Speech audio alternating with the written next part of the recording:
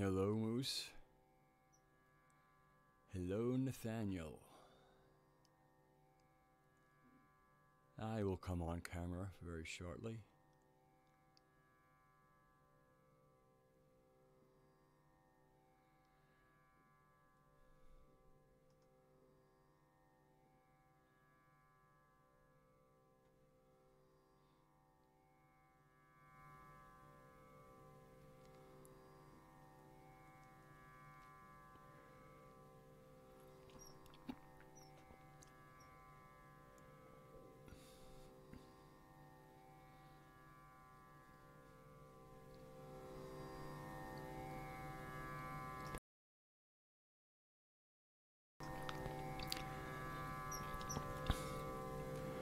I did turn up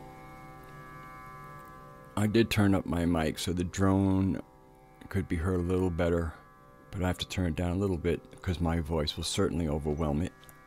I guess maybe I'll do a little adjustment behind me.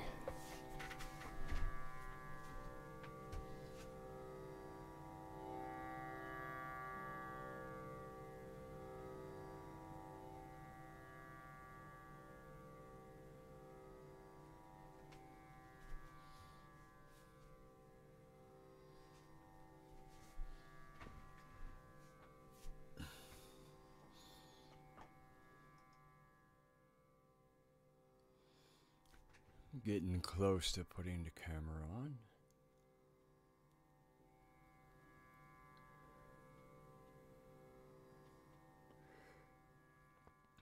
But lighting a stick of incense is definitely required.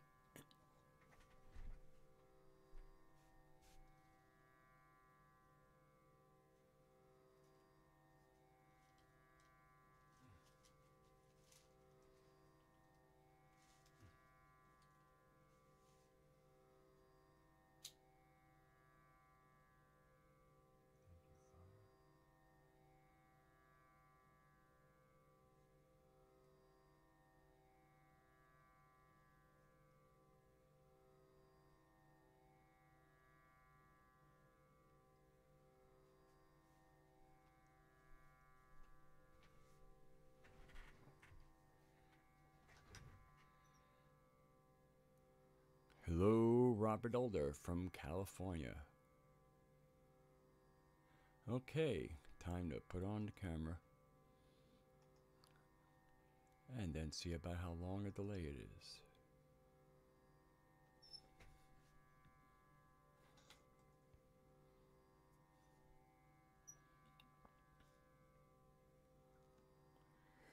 That's about, I don't know, 10 to 15 seconds. Hello, everybody, or hello, those who are here for now, and that is everybody at the moment.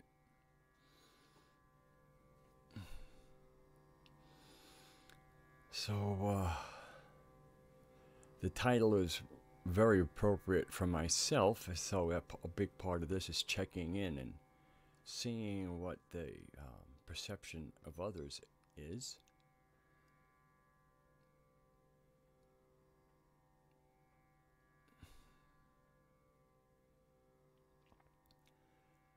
I finally got, I was able to purchase myself some things online, and from a very, I don't know if I can call it a popular online one. It's the biggest. We won't mention any names, but one of the things I had ordered is I get these Solgar whole food vitamins.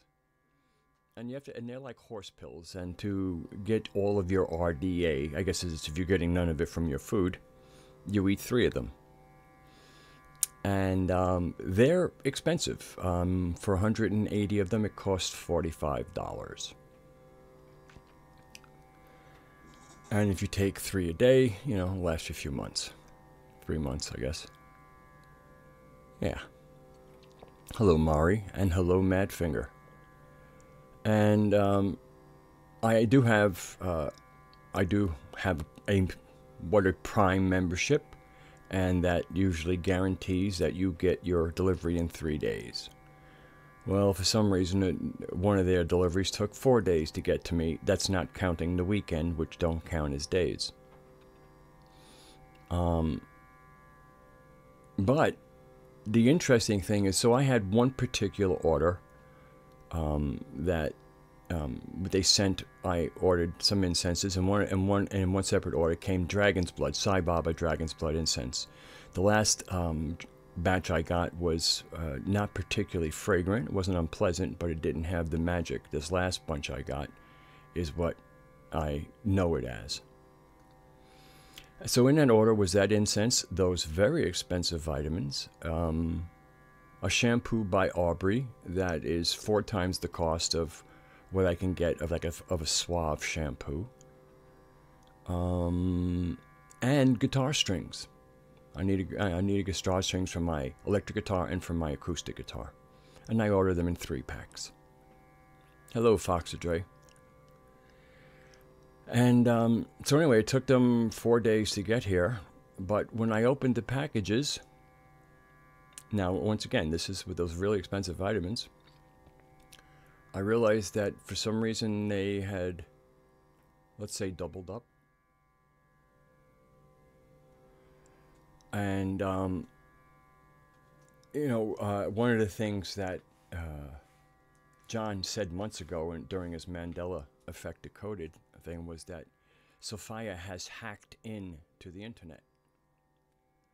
I've seen little instances of that, but because to me, spell check has never been dumber. It's like whatever AI they have going seems to have gone like just about, nose-picking troll intelligence. But another thing was last night I lay down to take a nap. It was still pretty warm, and I had my overhead fan on.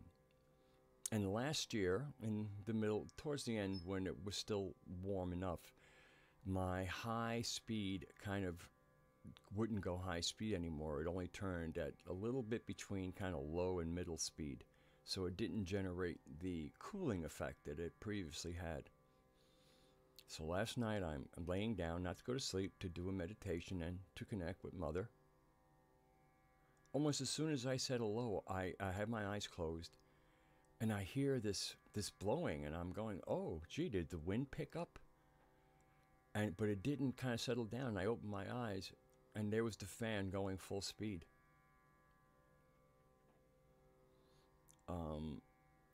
So I felt very, shall we say, winked at. And so I was grateful, vocally. And there's all kinds of little winks and magics. And one of the things I'm going to show, which I found particularly funny. Oh, let me get the proper browser window up for a second. Is this picture? Obvious. You can tell by the look of the man with the mask on his face. It's somewhere in Asia. I'm going to guess it's in one, not in the Koreas, but maybe Korea has bad air also. But I'm going to transition it. It'll take you a few seconds to see it. Okay, but to me, this is, one of the things I wrote recently to somebody is that Sophia's dreaming is very powerful right now. Mother Nature herself is very powerful. So let me show you a picture. Give it a few moments to show up. I won't be able to see when it shows up because if I switch to that window, you'll see that window instead of what I'm showing you. So I'll just have to kind of time this out and guess when that you're seeing it, probably around now. Anyway, this is some... Well, the interesting thing is this kind of manifestation would fall under one of the Dakinis that is still on shift until the new moon, and that is Green Tara. She's also known as Wrathful Green Tara. And so apparently she had something that she wanted coming up that happened to be in the middle of this person's floor. And you could say that Green Tara doesn't have a lot of respect for private property because private property, as we know it, is a contrivance. You know, we had tribal lands and things like that, but private property is a complete construct, complete archontic construct. So I see that as a sign, quite a sign, and I'm quite sure the man whose floor it broke through doesn't know what to make of it, unless he's Shinto. Okay, so let me get back into our live chat here.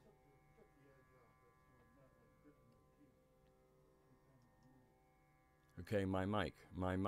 I see my mic recording. Is it low? I can put it up a little bit. There we go. There we go.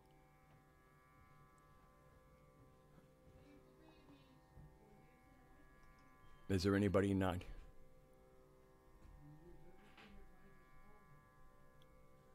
Wow.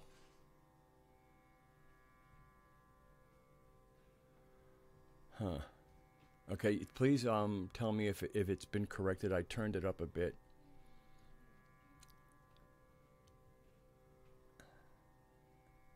If not, I can always go to my webcam mic. It won't make that much of a difference, and that one is always dependable. I had moved this mic down to do a recording.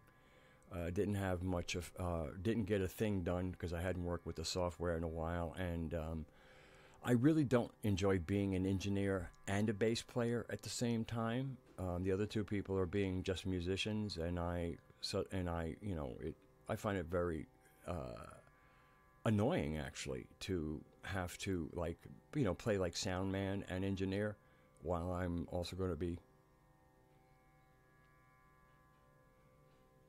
I don't have auto track that I know of.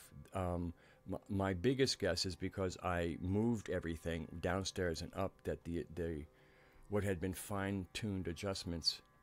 Okay, let me see if 1, 2, 3, 4. Oh, I see. I'm not even recording. Hold on. I don't know what the hell's going on here.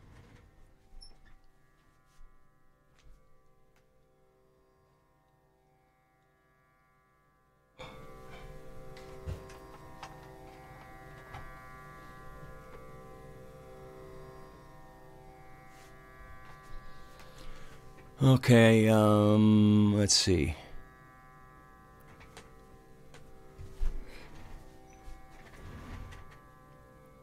Wow, I don't know how that.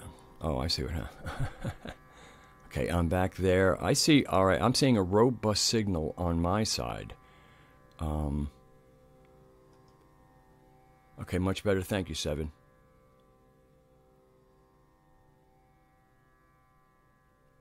Okay, it's not too loud, is it? I don't want to be distorting. I can always make a little bit of adjustment and back it off a little bit.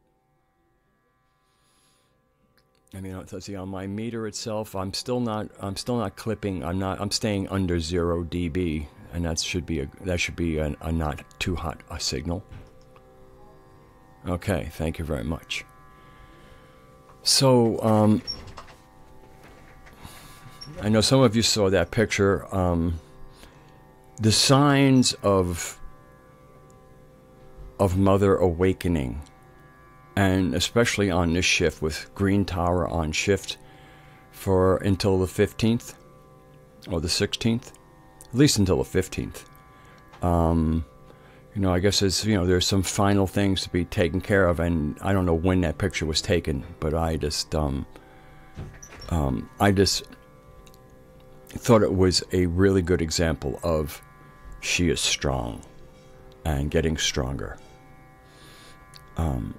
Laying down, and the moment I connected, the moment I could feel the connection, all of a sudden the fan that hasn't worked for like a year, I mean, it turned, but it didn't turn properly, all of a sudden it's fixed. So, and then there are also things like some of the more expensive things that I ordered and that I use quite a bit of, like guitar strings and shampoo and vitamins. For some reason, they decided to gift me. Hello, RC from Australia. Hello, Lee.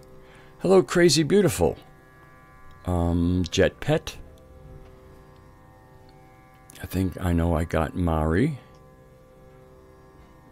Seven Serpents, welcome. Got Foxadre. Alright, I think I got everybody.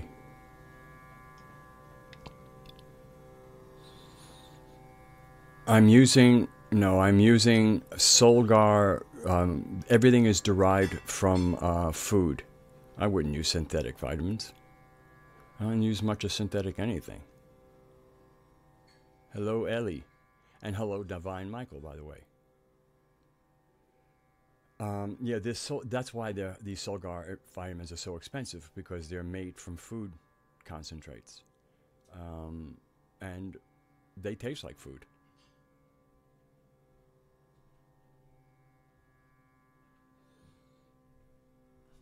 So the question I guess I'm having is, during this last lunar cycle, but especially since after the full moon, are you feeling it yet? I mean, spring has definitely arrived.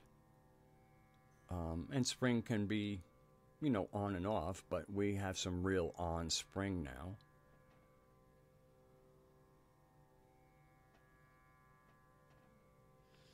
And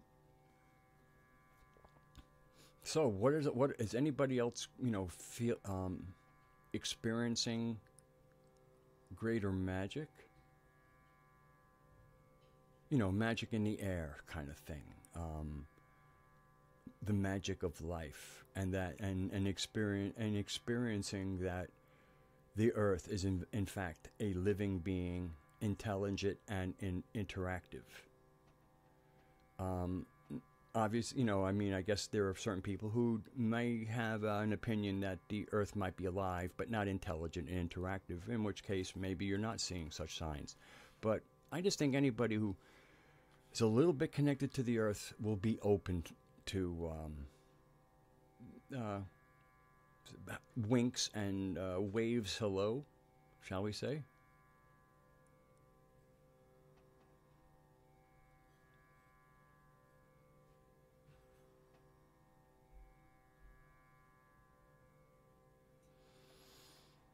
Yeah, this past month has been certainly a time for anybody who has kind of been a little bit fence sitting on the sidelines to get engaged. I know in many ways in my own private life, like things that needed to get done, I was doing a little fence sitting. Not anymore. And then another great addition that started last Monday was getting that. What is it? What is it called? The CBD paste. What's the name of it again? MyNutra. MyNutraceuticals, but it's mynutra.com. And, it's dark brown. It's a dark brown paste. And very, kind of like tar. Wow, I sleep better, been dreaming great, have more energy. I need less sleep. Amazing stuff. And then on Friday, the boys came over, and we had a rehearsal. Uncle Butchie was here, and somebody brought over, let's say, the other kind. And hey, I've been a while, and I actually had an experience. In many ways, I'm saying I'm not going to be doing that again. Certainly not at rehearsal, and it got in the way. Everything that I guess that my body would want or need from that gift of a plant, the cannabis strain, the cannabis species, which hemp is certainly in there. I was distracted by that nose blowing. That it kind of like anything that my nervous system would usually benefited from. Is getting the job done. Now somebody asked, how much do I ingest? Well, it's interesting. This thing here, which is about a third of the price of Like if you get like one of the 1 ounce dropper things, which are not the paste, they're the extracts. And I watched a video that was quite telling about hexane or butane and other extracting things that they use, or CO2, but mainly it's butane and hexane. That when they use them to do the concentrating, some of those trace chemicals are left in there. And in the case of hexane, especially, and butane, they're carcinogenic. And this is made by grounding up the whole plant into a powder and then kind of slowly cooking it in a certain kind of coconut oil. And then the result is, so this has 200 milligrams in it. Because of the FDA, looking out for us all, they cannot recommend a dosage. But I guess when you buy it in bulk, they give you a scoop, and the scoop contains a 20 milligram scoop. So I'm guessing, like in other words, they can't tell you what the dosage is, but they're giving you a scoop that holds 20 milligrams. So in many ways, apparently that might be the suggested dosage. So that would mean if you do the math, if you had a 20 millimeter scoop, you would have 10 doses in here. Okay, I have had this for a little over a week, or maybe a week tonight, and I have probably gotten 30 or more doses so far, and I'm not done. And generally, how I do it, in this case, especially since I use the knife that I keep, it's a paring knife, and yes, it has a very good edge on it. And I kind of, depending on whether or not I've kind of already done one or not, I just kind of scoop out something that'll fit on the edge of the knife a little bit. And then carefully remove it from the very sharp knife. And sometimes like, maybe a little bit more, there's a little bit more here to scrape, so get that too.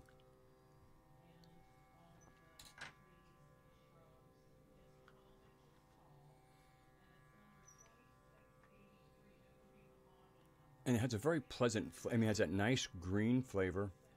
And I think they put a little tiny bit of glycerin in it. They tell you to put it under your tongue. I've experimented with that.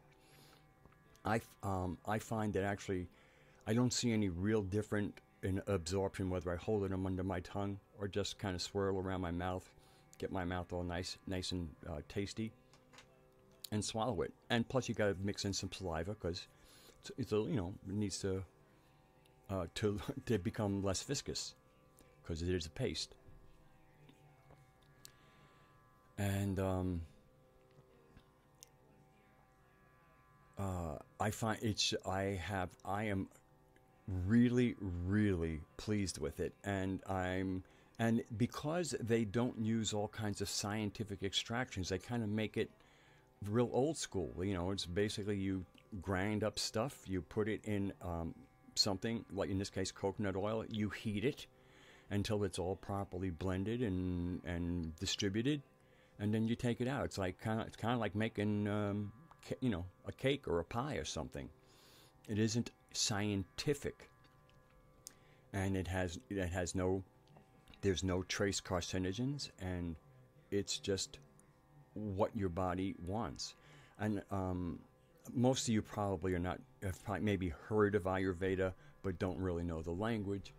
But just how in Chinese you have the 5 elements that play into traditional Chinese medicine, in Ayurveda they have 3 body types, which are composed of 2. Each dosha is made of 2 of one of the 5 elements, and they have 3 doshas. I happen to be a Vata. A Vata is kind of airy. It's more nervous system based. In many way, the doshas kind of correspond to the 3 things that are called the triple burner in Chinese medicine. So you kind of have a cephalic or nervous system center. You have a kind of like a metabolic and heart, that type, and then you have a digestive center. And so the Vata would be kind of the cerebral, The pitta would be the metabolic, and the kapha would be more the digestive. So it's really interesting. In that triple burner, you can see, because the Chinese got much, actually, Ayurveda is older than Chinese traditional medicine. And so when they got a hold of it, they separated the 5 elements into the 5 elements of Chinese traditional medicine. And but I see what we could say almost like a legacy marker in the triple burner, what the doshas and the dosha being kind of like the body type, so to speak. So for somebody who has a lot of nervous mental energy that sometimes is so much so that it kind of stays in the head rather than finding its way into the body, the CBD oil, it seems to have taken, first of all, it makes being in my body a much more pleasant experience because that jangly feeling isn't there. But it seems that now that a lot of that mental energy is transforming or transmuting into, like, let's do this, let's clean this room, I'm getting things done, and I'm a lot more productive. And it's certainly easier to be productive when you're not spending as many hours in bed because you're being better rested. Dreaming is off the charts. I took an hour nap before the show, and I was involved in some dreaming, and a little bit odd, but it got to the point where I woke up, was able to break the dream, but it's almost as like you can hold that spot and break that part of the dream, come into this consciousness, you open your eyes, and then close your eyes and get back in there, and now you're almost lucid dreaming. I cannot speak highly enough of my experience with hemp paste, and I live in Virginia, and in Virginia, Virginia is still a place you can get in a lot of trouble for having the wrong thing on your possession or in your possession. This is sold local, this is sold in the store, so this is completely acceptable. I won't say legal because I don't accept all of that. In other words, but acceptable is a better word.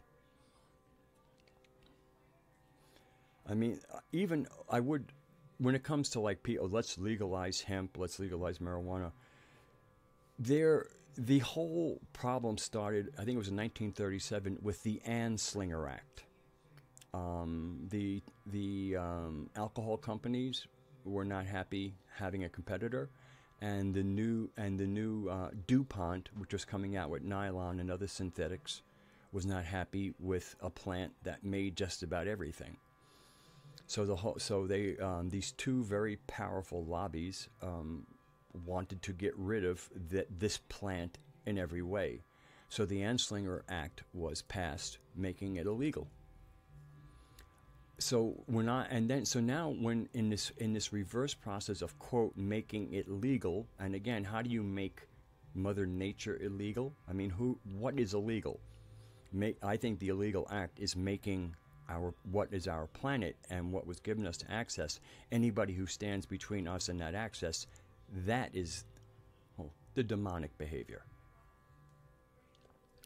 So now, as they kind of play this game of legalizing it and, have all kinds of controls, it's almost like controlling what kind of apple cider you could make.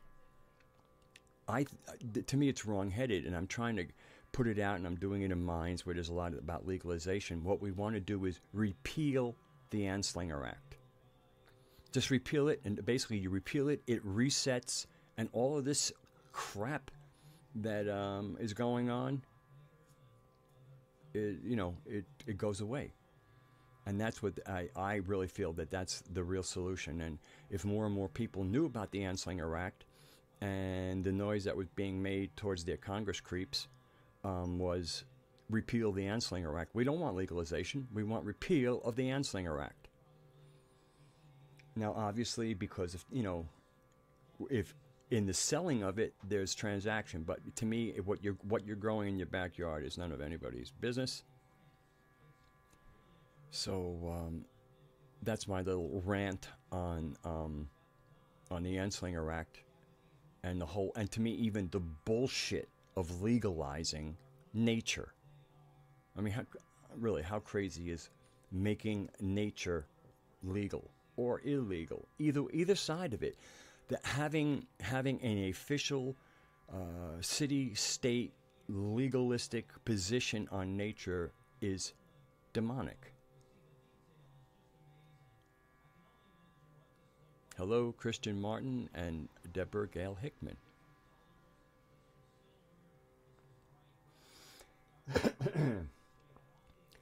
So, but just so you know, on the website, now I pay $32 for the CBD paste in my store.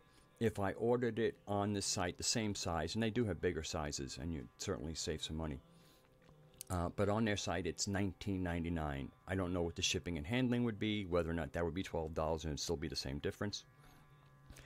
I could buy a case of it, of 24, and get a considerable savings. But that's, who knows, there might be a time.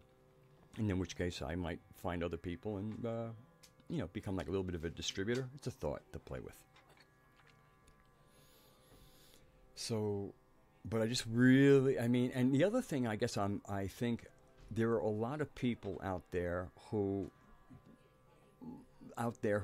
really find the other plant, the psychoactive plant, really beneficial. As of course, it has it is a very beneficial plant. But with the fuzziness, and then a lot of times that fuzziness is also desired because we're trying to tune the world out a little bit, because the world does suck. The world, the greater world. But for myself, as I live more and more in real time in Sophia's dreaming, remembering that this is her dreaming, and there's a way of kind of creating a dreaming space for you to live your world in, and it comes with certain insulations in many ways. That's my experience so far. I just find that the CBD paste has put me actually even more in touch, largely because now my dreaming is like I take an hour nap and I've had at least one or two dreams. Very, very powerful.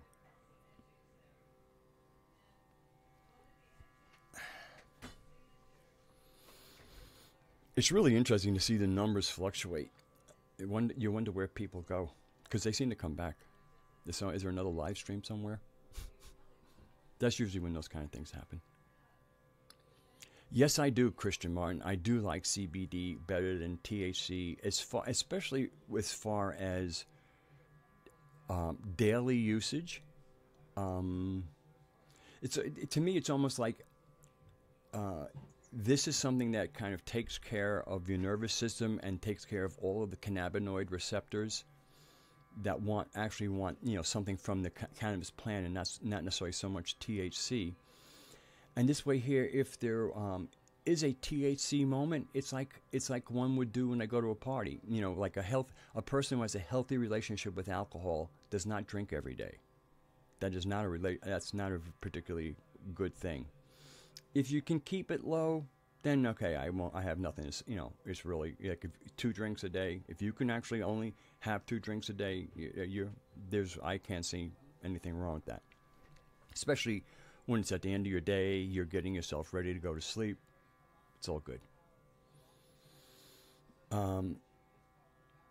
But when it comes to like THC, can really, I think it can be quite pretty powerful. So I think what's nice is this, something like a CBD paste allows you to just stay nice and healthy, all your cannabinoid receptors very happy. And then when you maybe even want to ritually use it, like you might say, okay, I want an altered state, and And when you don't use THC regularly, and then you do ingest it, you have yourself a real perceptible altered state. Where with regular usage, yes, you always do get the altered state, but it's not as profound. It's more like when you're hitting the contrast or brightness switch and a thing, in where if you haven't done it for a long time, and then you use it, it's kind of like going from black and white to color.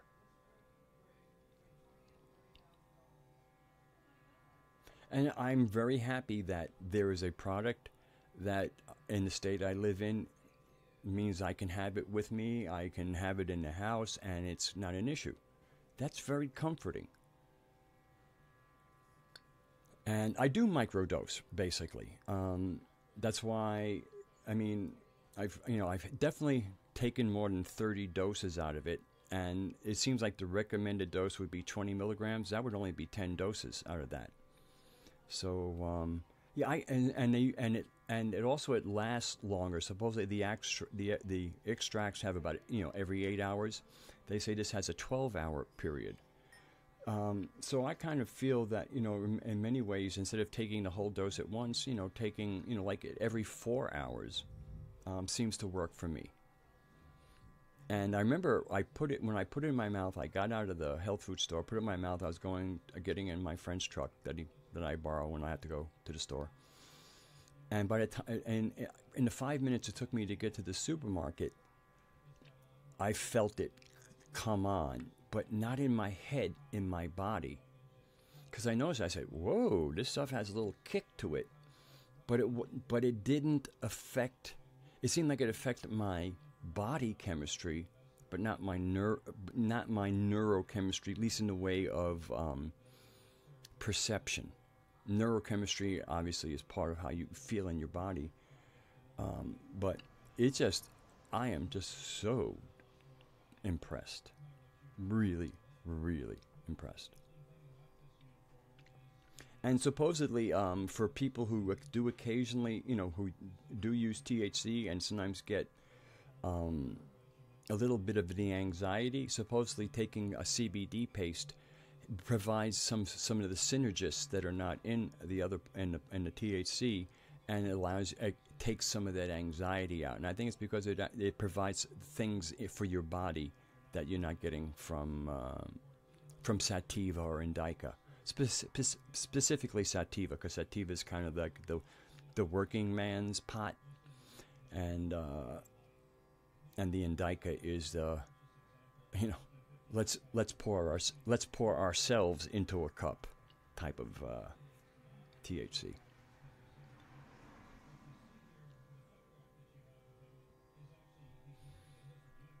So actually, I think I am going to turn on my overhead fan. It was a little cooler earlier, and it doesn't make much in the way of noise.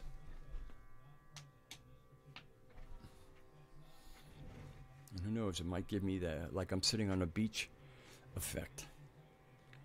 But it'll certainly keep the smoke from the cigarette I'm about to light out of my eyes.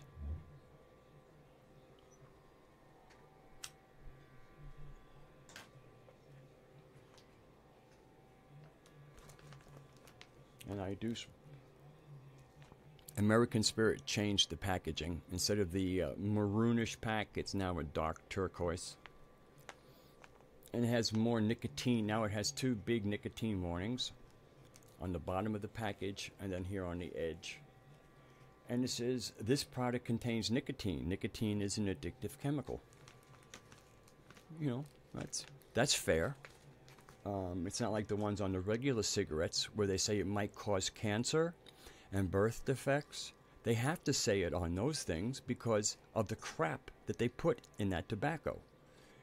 Notice they don't have to put that on this tobacco. All they have to do is warn you about the nicotine. That's a big hint of the difference between this tobacco and tobacco product. Kind of like the difference between cheese and Cheese Whiz. So hello, Aaron. I try to greet people as they come in. I think so far every name I'm seeing, I believe I've uttered at least once. Aaron, you're the one I hadn't. Okay, I do believe I've said hello to everybody. Oh yeah, I roll my own. And also I don't, there are ones that come with the filters, but the filters are made of plastic. So for me, filters are ecologically irresponsible. So I'm so in touch with Mother Earth. Everything I do is, I'm always thinking about, what am I doing on my beautiful, that was given to us unpolluted planet? Am I making it nasty, or am I keeping it clean? And so by rolling my own and not having any filters, occasionally what I do is I have this little pipe fitting here. When my cigarettes get a little bit short, I stick it in there, and then especially with all the different things I buy, I end up with cotton balls. So what I do is I'll cut a little piece of cotton ball, stuff it in the end. I have my own filter, but when I'm done, I don't have some plastic or fiberglass filter. I have a piece of cotton with the tar on it. So again, and a lot of times I'll even burn it in my ashtray. So there's this, I am really, really conscious about what I do and the impact it has on the earth.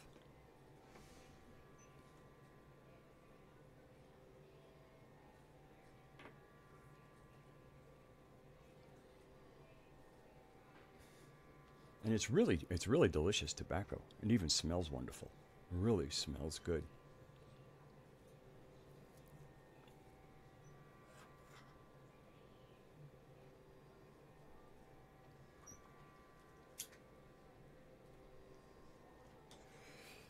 And my friends buy me, I don't know, I guess I think there's 20 of them in a thing. I get this top paper, kind of comes like this. They're shorter than usual, so the cigarettes are smaller, and you tear them off and roll a cigarette. I remember one time somebody said, I just can't, I can be a real shitwit sometimes, when I'm being snipey. And it was on a forum, and somebody goes, yeah, I try to roll my own cigarettes, but I just can't get the coordination. And I wrote, well, maybe after a few generations, the opposable thumb gene will kick in.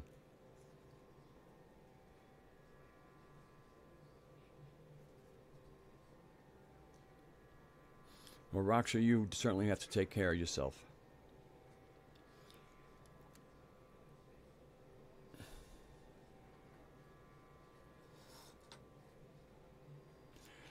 Joe from the Carolinas, who does a lot of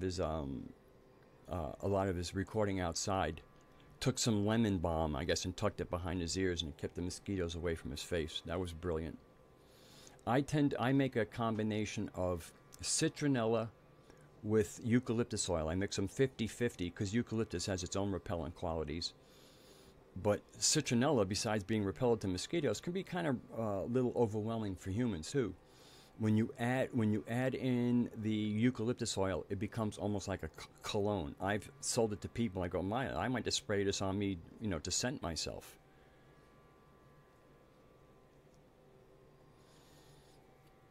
To Christian Martin, I'm very content with the paste, and it's like 1/3 the price of other things. So to me, I'm getting a superior product. And smoking it, I don't know. But if that works for you, that's good. But it doesn't.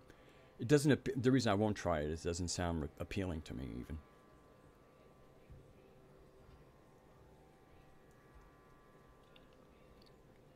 But I'm very much aware of the CBD crystals, because the company that My Nutra, they have a 17-minute video by this guy who, apparently he's some kind of researcher.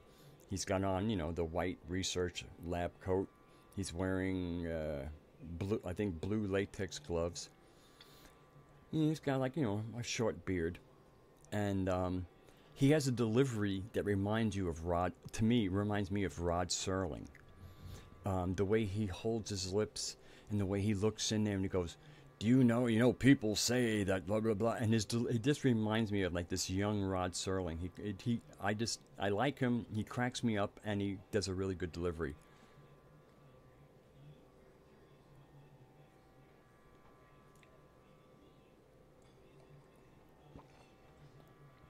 I meant to get myself a little bit of coffee, but it seems I'm not going to need any coffee, and if I did drink some, I might get a little bit too hyper. I have to, doing these live chats, even when I took a nap because I was a little bit tired, and but when I get on these live chats, and especially lately, you people are just fun, informative, playful. It's been great, and I've really enjoyed the Gnostics who show up regularly here, because it's just so wonderful to have them in the chat. So if I go all Gnostic-y, which I hope to do, and I use some terms that other people might not know, and they ask me, there are people who can do it, because we're coming from the same teaching, but we're also in the same practice. And to be in the practice is to be quite amazingly together outside. I mean, the teaching gets you to the practice, and then you have the teaching, which is great, but then you have the practice, and the practice is really great. Me too, Foxadre. That's one of the things I'm trying to find, because I have a friend of mine who has a kind of nice out-of-the-way piece of property. And I'd like to ask him, I'm quite sure it'd be no problem, to go pitch my tent there. And just bring, a few little flashlights or something, and probably build a campfire. And be there alone by myself in the dark. And then take that. Jet Pet, the last time I took mushrooms, it was during my days off at Omega, and somebody had gotten me, and they called this golden teacher. That was exactly what they called it, but they called it that not in kind of like how you use it as a loving name. They used it as a kind of a brand name. And I mean, I'd done psilocybin many times in my life, but I'd never done it quite for a sacred purpose. So I ingested it. I could feel it going on. Get all the incense, and I'm in a nice quiet place. I'm in my tent. The night insects are all around me. And it comes on, and it has this grating feeling to it. I mean, usually when it comes on, it's kind of like, ooh, this is kind of delicious. Who's licking me kind of feeling. And this was like being licked with a cat's tongue. And so I'm kind of like going. So I actually even used the term golden teacher. I'm like, okay, golden teacher, what's going on here? And the deva that was associated with the mushroom, specifically this mushroom that was grown in a trailer for people waiting for it to be ready so they could sell it to people, this diva was pissed. This diva was angry. And I got an earful about, I may be the golden teacher, but it's not a brand name. It's like this, the fact that, they couldn't wait for me to grow so they could get money from you. There's no respect for me. They're just a bunch of fucking, they didn't use that word, but, just a bunch of stoners, making money to support their own habits. She was angry. So I had some other things. I actually I did not let it develop. It wasn't I mean, I was sensitive enough to realize that this diva was really angry at the way at the zero sacred aspect of her coming into my hands. I mean, even the greediest person that picks them out of the wild, at least, the mushroom is there and it's made to be picked. What you do with it after that is not such a deal. This mushroom grew up with the energy of people like, is it ready? I need the money, man. I could really, I mean, like, if they couldn't wait for the mushrooms to go, so they had some money. Okay, Nathaniel. Yeah, good. So, to me, it speaks to two things. One, the devas themselves are getting more agency there. They have more energy. And I think, and this was after after Sophia's awakening in 2012. So that's when the increasing of things started happening slowly. But also, it speaks to us. It speaks to our ability now, so that not only, it's one thing for the Deva to feel stronger, but that we can now actually, even if whether we get words or feelings, that like you report, Nathaniel, that you didn't like the normal. We'd all taken it before. It's like I said, usually when it comes on, it's like somebody's giving you some nice licking, and then said this was like being licked with a cat tongue, and as you know, being licked by a cat tongue is not the kind of licking you really want. And so there's a convergence. The nature is getting stronger, more coherent, has greater agency, and we are becoming more attuned, and that is opening up all kinds of lines of communication. So a bad experience with a commercially grown or somehow unsacredly treated mushroom, as bad an experience it is, a learning experience, an experience of the depth of how sacred the green world and the things that grow is, how sacred the whole world, the whole earth is. Because the world could be sacred, but right now the world that's on the earth is the archontic world. Very simple.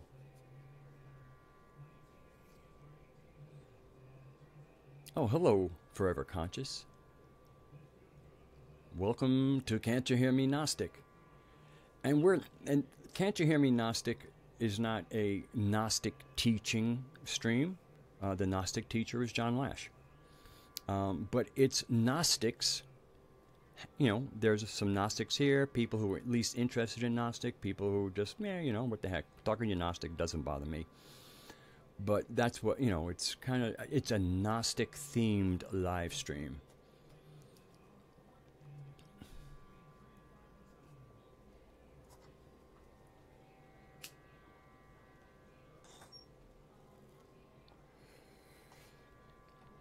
And, of course, I'm borrowing from the Rolling Stones' Can't You Hear Me Knocking? So I thought Can't You Hear Me Gnostic was, kind of part of my witty, punning word humor.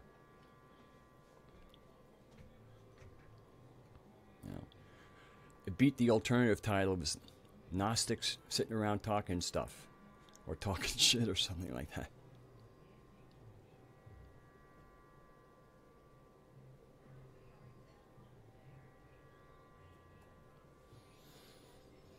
And Seven Serpents, who certainly is all, Mother Nature's all in him, and he's all over her. I'm not. I don't think he's more. I think more Tao leaning. I won't stick anybody with the word ist. But he does wonderful live streams and also recorded videos. But now that the weather is nice, he's been doing some streams from the outside. I am going to take my camera outside and do a little, maybe just walk around the neighborhood. Maybe I'll even do a recording of me feeding the stray cats. But it'll be a recording. It won't be live stream because I don't use my phone. I don't put my phone on the internet. I keep it off the internet. If I ever get a car and I might need to use, whatever it is that that won't helps you not get lost, then I might connect to the internet. But currently I don't own a car, not going anywhere, so I stay off the internet. Yes, Christian Martin. Thank you for asking. That's quite a that's flattering, and I appreciate that. So it's interesting. My he's speaking art, and my thing is music. Thank you, Fox Dre.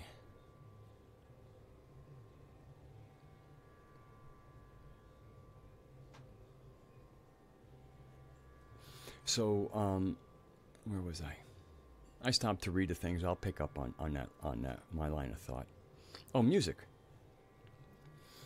So, I am driven, and much of it seems to be driven by this lunar cycle.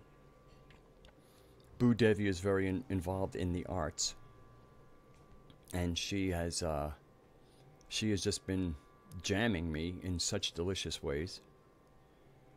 And so, I mean, and often what happens is I want to take a little time out, so I just kind of put my head down, have my eyes closed, a song comes into my head, words start coming, the light comes back on, pen comes out. I have two different notebooks going, and all kinds of songs are coming. And matter of fact, there was a song that I used to do in my band Radagast, and my then wife was the keyboard player, so she used to write words, I would write the music.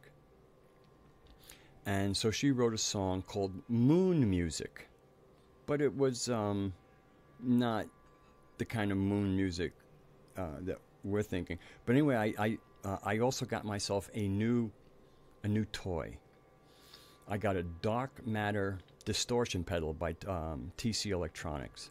It is the most amazing pedal because I can get these different sounds. It has bass and treble control, and I can get a really good kind of crunchy, saturated tone at any volume level. I mean, I've never worked with a kind of high gain or crunch sounding thing that had as much flexibility as this. It got some fairly poor reviews from the metalheads. I can see why for a metalhead it might be too pretty sounding, and that's exactly what I like it. I mean, there's one song that I do finger picking, and I can see that in certain instances the finger picking version of it would be perfect. But then then I tried it because I had this kind of crunchy sound, and I had a whole different way of doing the exact same song. And the interesting thing is words had not been coming to me, and when I went to this alternative way of playing it at the same rhythm and everything, all of a sudden words just started pouring in. So this new toy is properly a tool, and has fed into my inspiration, and I'm getting songs done. And the funny thing is, these are all my own original songs, and some songs that a lot of them have no words. Some songs I didn't even think I would be using, in this cycle of my career, if it ever gets going again.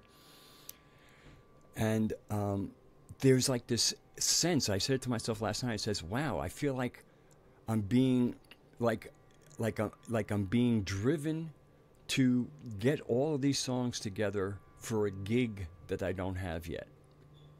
It's almost like you got to get this together. You got to have at least a really like an hour-long set worth of your own material with all the words. You got to figure out the melodies, because once you write the words, you have a little rough idea of the melody. But I'm not a natural singer, so I have to find the melodies there. And sometimes I'm not always creative. And by playing the melodies on guitar, I am a very creative guitar player. So then I'll actually get ideas from the guitar for my voice, and it's just been an amazing time.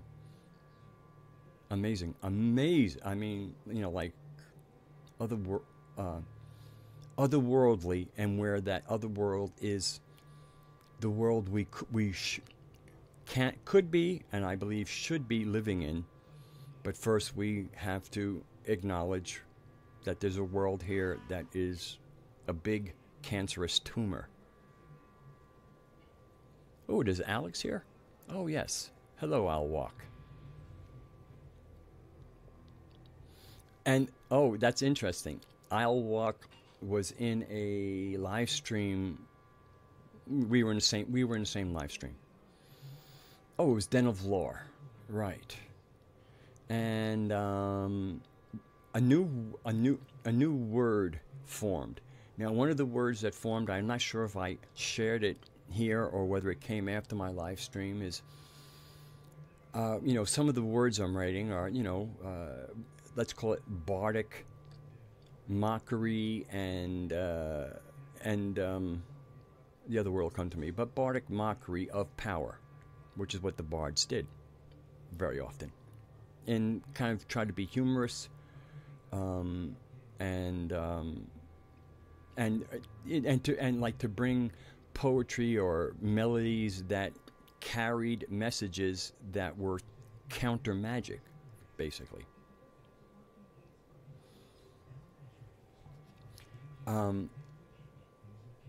Okay, I keep the live chat is so great. It's like it almost takes discipline not to read it. But the CBD has actually cleared my head a lot better, so I find myself being able to recover things a lot easier.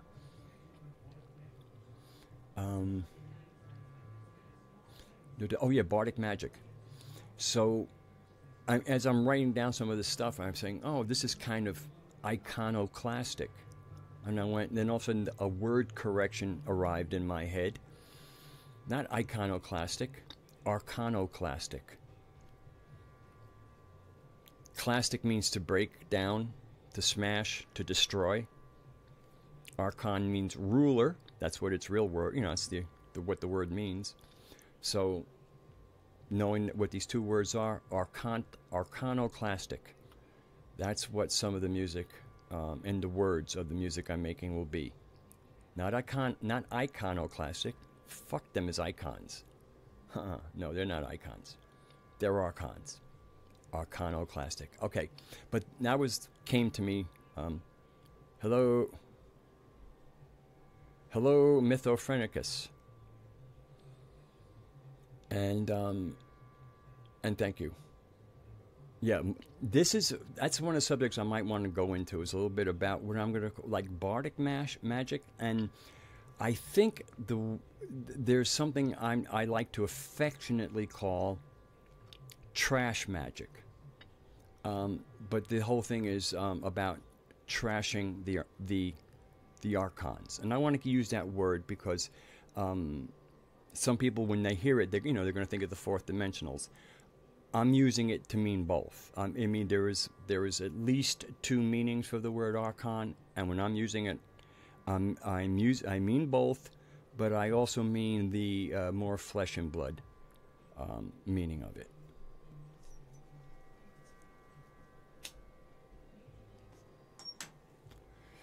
So anyway, the word that kind of arrived through the punning that often goes on in a live chat, especially for me, because I sit there and things come up and these things hit me and I go for them.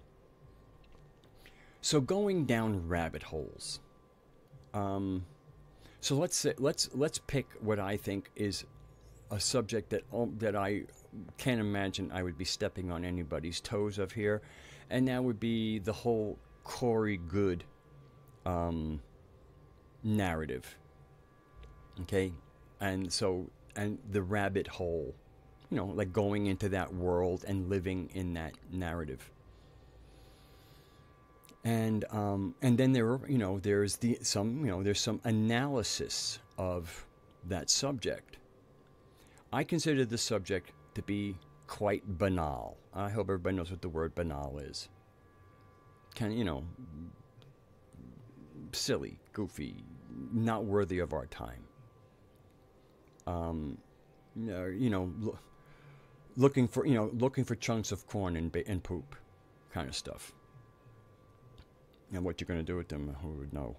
But anyway, so the whole analysis of these, let's call Corey Good a very banal subject. The new word is banalysis.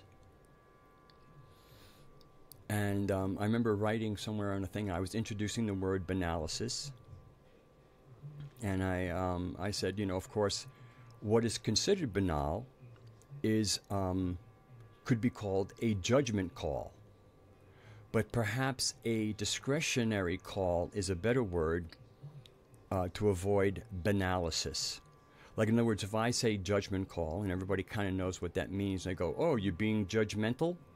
That's somebody engaging in banalytics. Or so banalysis, again, is this new word I have for when people kind of delve into banal subjects with, some gusto. The analysis of the banal is banalysis. To make a specialty of that would make one a banalicist. A banalist. Wait, analyst, banalist. Yeah, there we go. An analyst, right? Banalist. I don't know. It's a little unwieldy in its banalytics. I like that, Madfinger. Yes, banalytics.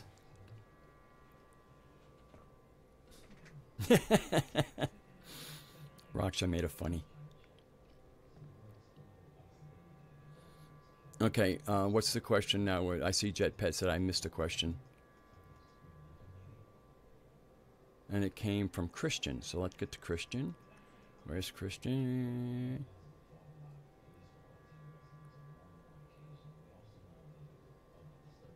Oh, let me think.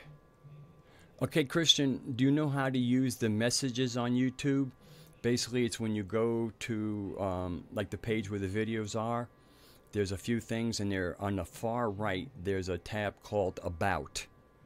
When you click the About, there's two on the upper right. There's two little, very small icons. One is to report the video, and the other one is to private message. So you could private message me there, and from the private message, I would give you my email. And then you could email it to me. Does that sound like a solution? I want to make sure it's, that it works, that I'm not the only one who thinks that's a good solution.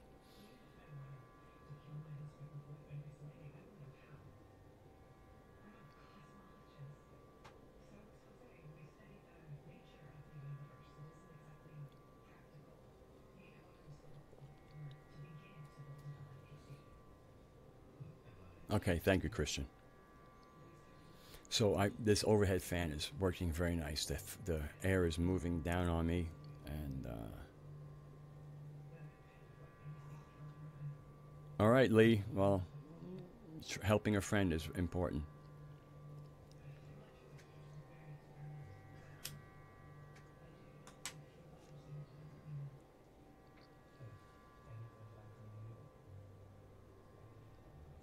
Yeah. Yeah, if I recall the message icon, there's two of them, and the message icon's on the right, and the report icon is on the left. Good point, Medfinger. Thanks for looking out.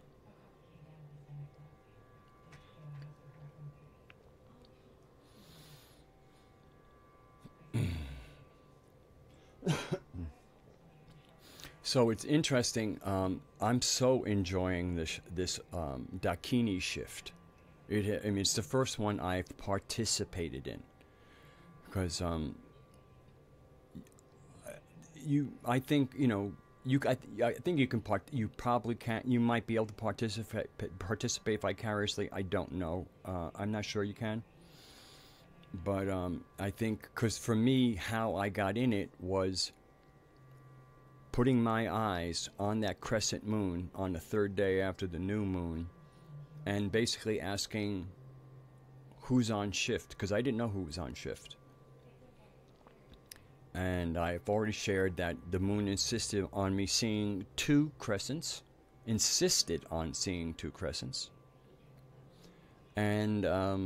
then thinking that all I had was some kind of strange eye artifact, even though it certainly seemed that as much as I was putting it to an eye artifact, I had the real, it was unmistakable that it seemed like the one thing the moon was saying was, see two of two things here. And then feeling like, oh, maybe I didn't really connect like I thought it would connect, being driven inside to go make some music. So it was interesting. The two things I did, and was that there were two dakinis, which is an anomaly in the lunar cycle, and that Bhudevi, who is part of the arts, dance, and to an extent music, wanted me to go inside and make some music or look at the Uncle Butchie tape, which I did, and found out that it had overdriven bass and would not be recoverable, but at least the idea of it sitting there, and I go, well, I have to do this so I can pull some songs out. At least now I know, at least it's bad moon. It's not a good tape, so I didn't have to waste mental energy going, oh, when am I going to get to this? It's like I did get to it, and it was not usable. Yeah, the Scorpio part was the Scorpio part puts like some real emphasis on this, with that kind of that plutonic both death and rebirth. Because actually in some of the words I wrote something about the world's got to go, and even there's an interesting nuance. Like, let's take one, Kali. Kali is known as the destroyer of worlds. That might sound pretty almost scary, but she's a destroyer of worlds, not of planets.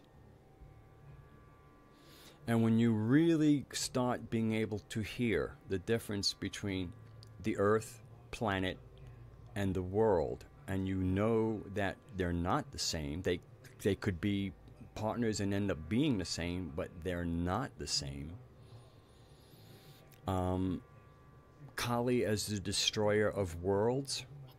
We have a world that needs some destruction, and it's the one that's currently on the planet.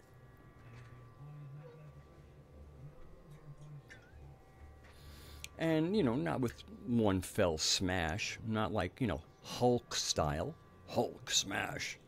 But, kind of like clearing out a basement.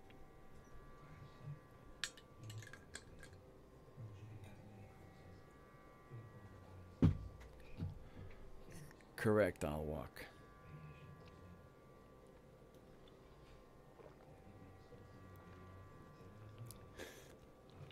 And I go on minds.com, and they had, some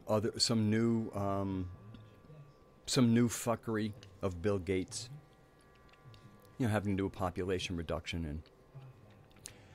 And I didn't think anybody there would get it, but I went, now that's a head that needs to get onto Kali's necklace.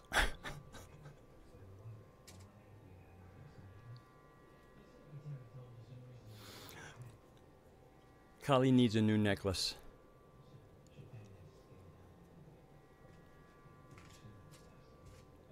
Refreshed.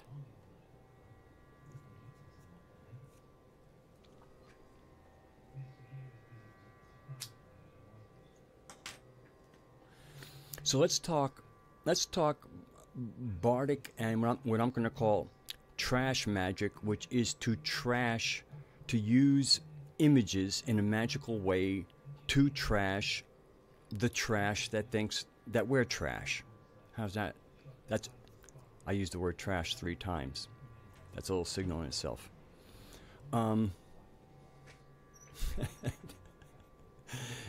It's open season on predators, Raksha.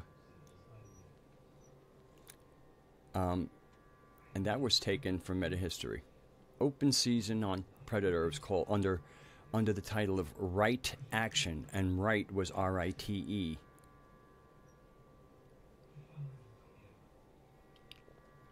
Hello, Linda. Oh. Hello, Linda. Your language revealed you.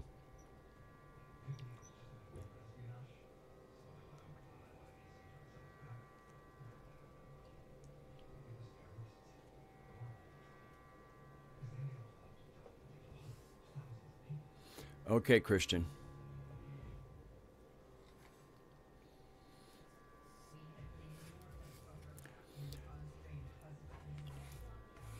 Linda comes from the Ramtha School of Enlightenment.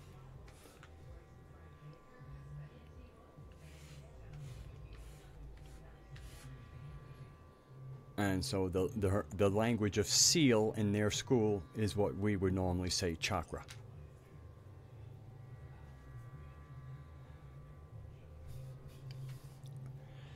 Yeah, well, I pay attention. Language, I mean, combing through language, that's what I do. It's one of the reasons why sometimes I get lost, because I'm not just reading things, I'm seeing what's being said there. And the words are not always what's being said.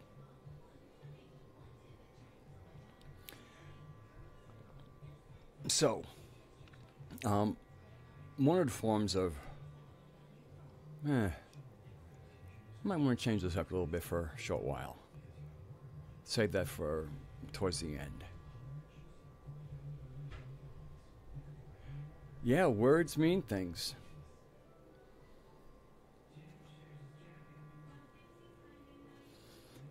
And if you put that little snake-like looking letter on a word, you end up with a sword.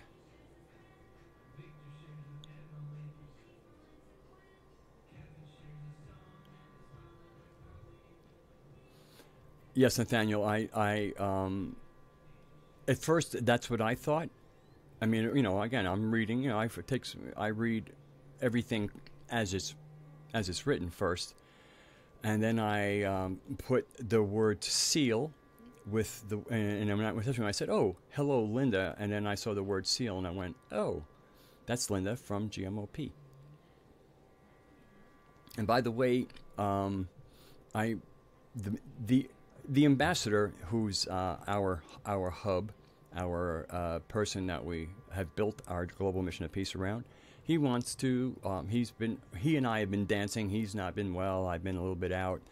And he wants to make a video, and he wants me to put it up here so he can address people. You know, he wants, you know, when you say things, you want an audience.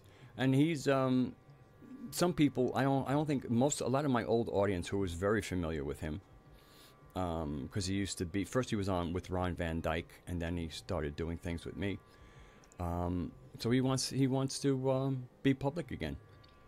So I've agreed, which of course I would, to, you know, that we're going to do a show together, and it will be a little bit different than a regular show. The ambassador is his own person, and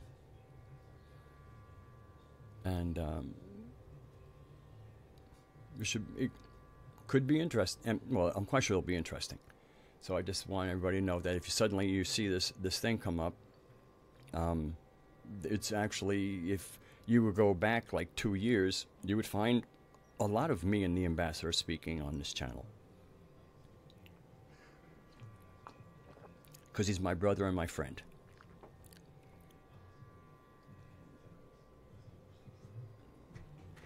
Oh, he's got strong opinions. Some that might not resonate with you, but he's gonna get his place to say what he needs to say. Oh, hello there. Nothing? This is quite a gathering here. I have Linda from my Global Mission of Peace group. I have Nothing, who is part of the One Truth Forum, and he lives in New Zealand, also where Peter Jackson did basically all the scenery filming for both The Lord of the Rings and The Hobbit. So in many ways, New Zealand is kind of like where you would find Middle Earth on this planet.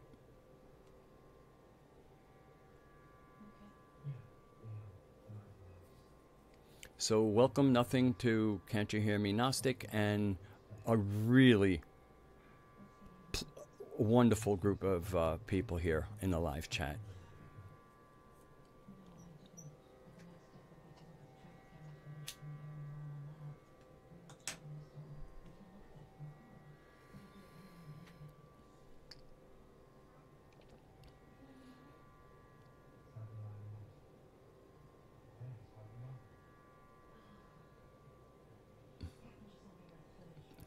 See that the owl walk just greeted both Linda and nothing.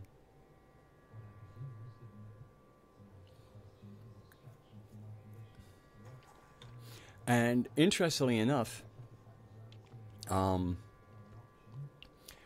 Linda had watched one of the. She wasn't live, but she had watched one of the replays, and she's going, "Boy, that's really nice the way you greet everybody who comes into your live chat. Maybe you'd want to do that, in the symposium. That's what our Wednesday meeting is called. Our Thursday meeting is called the Gathering."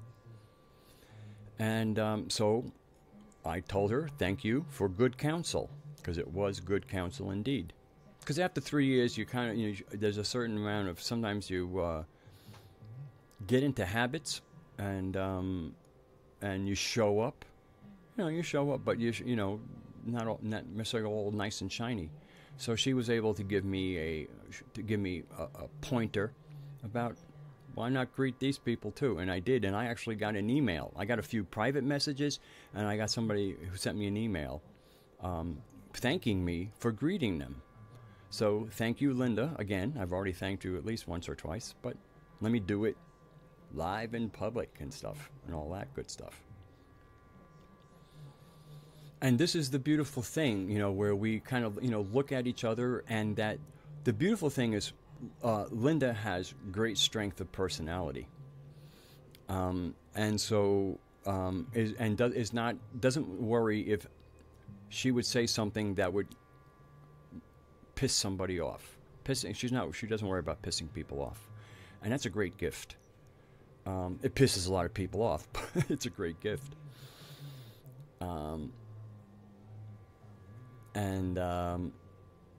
So there's something I'd like. I think that any community should be encouraged to, if they see someone, especially someone, even if you have some respect for them, you can say it respectfully. She certainly, she was fairly respectful. That a lot of times the eyes that are outside of you can see small things that you just miss. You just miss them, and the observer, and even it can be the one who says nothing, and because they're saying nothing, they're largely observing. They might have some observations that you are missing, and so that's why it's good for people to say their piece, and that for those who are being spoken to listen and hear what that person is saying. You can certainly disagree with them, but listen and hear them before you make your decision about what you're going to do with that data that has been delivered.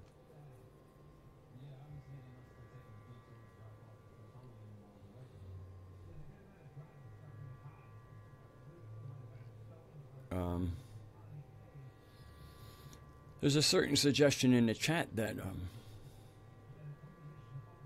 kind of interesting.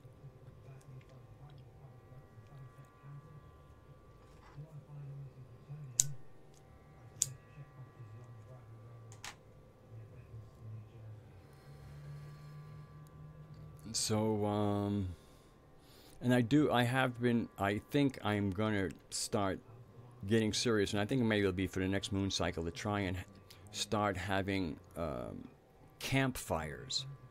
A campfire is an invite where I invite interested parties, where we can be offline in a Zoom meeting and pass the talking stick, where each person, when they have the talking stick, is the only person that speaks. And and after everybody's had the stick, then we can. It would be. I have a GIF. I have a GIF. I'm sorry, I got to get the word right. Of a fire that I put on to give a sense of that. I've done it once or twice, but that was some months ago. But I want these to be Gnostic-y. I want to be Gnostic themed.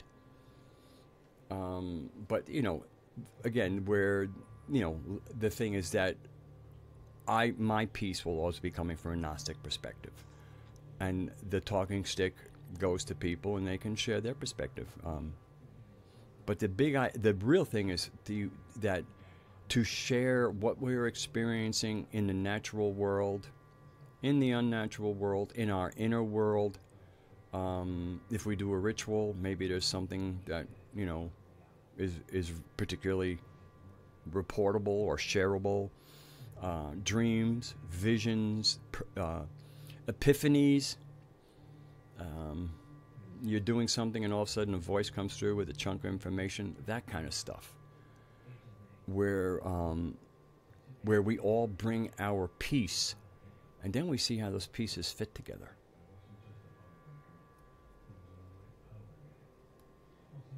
So that's something I want to coordinate, and then try and do that twice a month.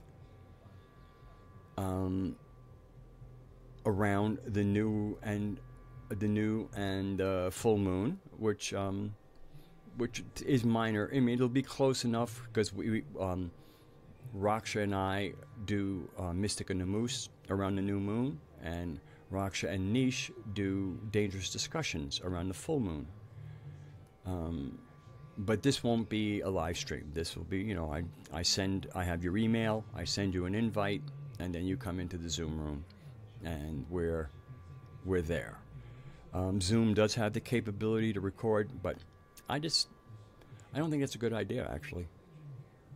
I think I can, have them recorded, and, there's always a way of, keeping it archived, even making it unlisted, so that participants who were there, if they for some reason wanted to review it, they would have that as an option. Yeah, Gnostic-y.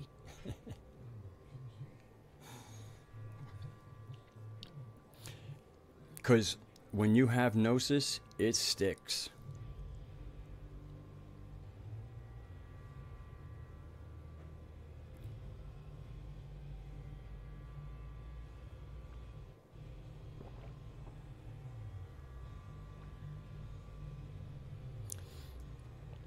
But I do find, and I've had a private communication of a name that will go unmentioned, of somebody noticing about living in lunar cycles. With the solar cycle. And the solar cycle isn't exactly the calendar. The calendar certainly follows the solar cycle. But the solar cycle, is... when you follow the solar cycle, the solstices and the equinoxes are special times, and the interim periods, like we just had Beltane, those are important times. And if, in this year, Beltane is really when spring decided it would stay around. And I had sensed that. I had shared that with Raksha, because he was experiencing the spring that wouldn't come. I said, once we get past Beltane, we'll have spring.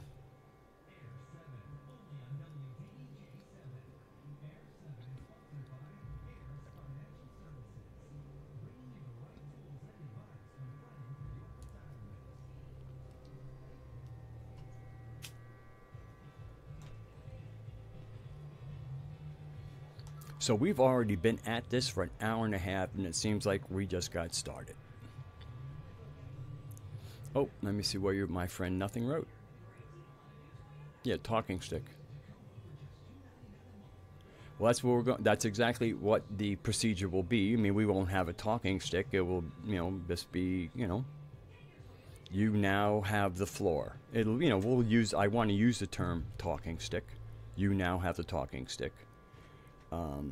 It'll, kind of just be the phrase of say your piece, nobody interrupts, and you're done when you're done. This isn't like Congress where, excuse me, 30 seconds.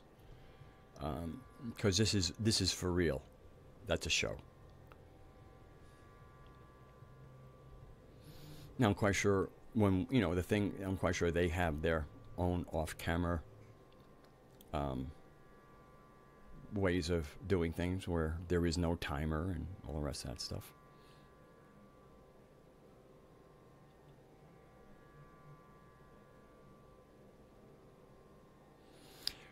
Actually, I'll tell you, in the chat, I wouldn't want more than 200 words at a time. There's there's so much to be said at one time, and then continue. 200 words is a very, I'm grateful for 200 word limit. Because we can really get, when we get into a writing jag, we can really go for it. And then, without that limit, somebody, you'd have to scroll to read one message.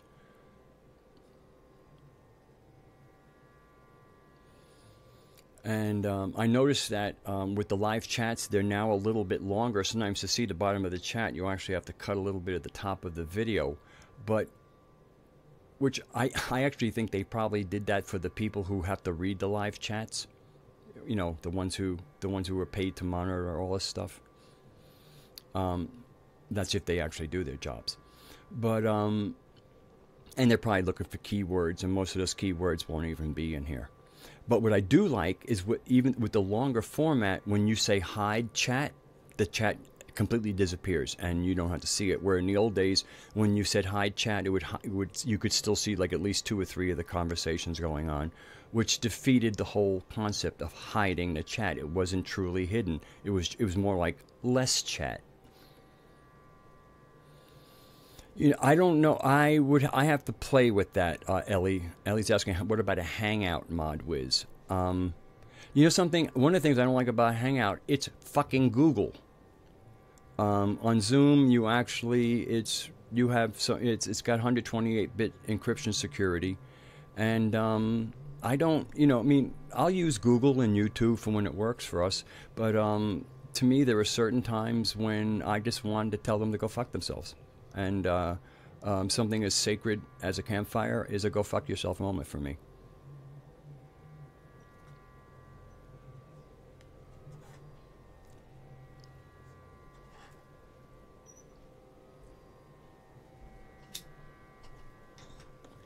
The Google Hangouts is, especially, this live streaming, it's all public. So Google is welcome to, they're providing the service. I'm not going to... I certainly don't begrudge them. They do what they do. I don't like what they're doing, but they are what they are. I don't. What am I expect good behavior from them? not for a moment. So to me, what we consider sacred, we need to take the time out to create that sacred space, and not expect Google or YouTube to give us sacred space. They give us free, look, they provide quite a lot for nothing. I think I'm not complaining. I am not complaining. I think would be low class and trashy of me to complain about so much given to us to use, and that they want to monitor it. I think it's creepy, but again, it's that's what the user agreement's about. And in the new paradigm, it's all about agreements with each other. It's not about laws; it's about agreements. So we start learning. These are the agreements that suck. Let us find out that how real human agreements do not put people like, well, you either agree or this doesn't happen. Now, of course, that is how it happens, but you don't do it in a dicky way. Again, I don't even want to focus on it. I'm going into a little bit of analysis here. I'm going to pull myself right out.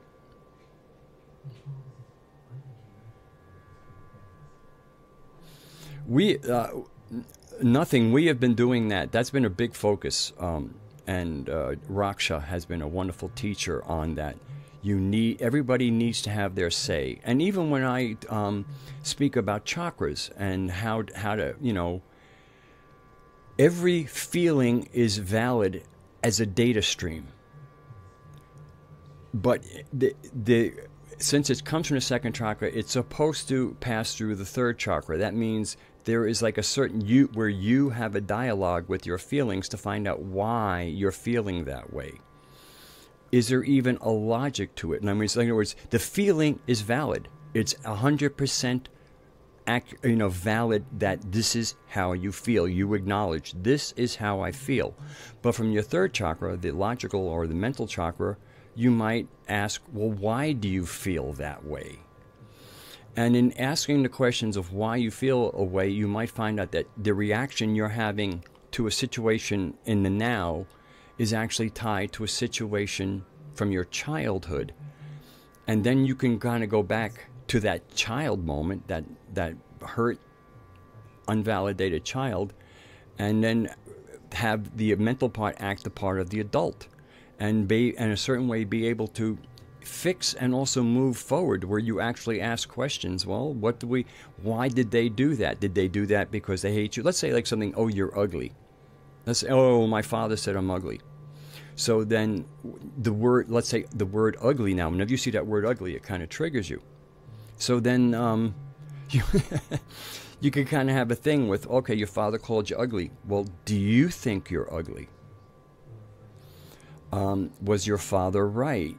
And how about you go, no, I was never ugly. Well, then your father had his own problem and made that shit up. So why are you hanging on to him being an asshole? I mean, obviously, maybe he thought he was ugly and was projecting on. I mean, again, you get into a dialogue, you validate the feeling.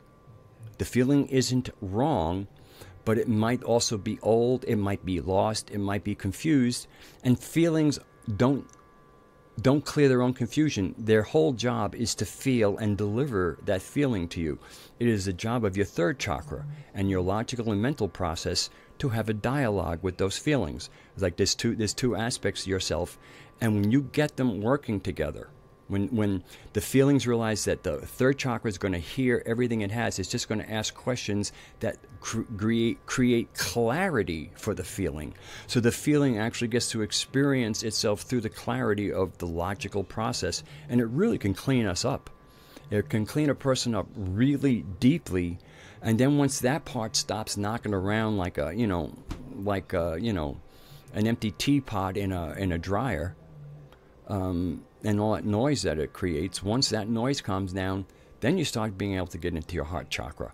And then you can start sitting in your wisdom.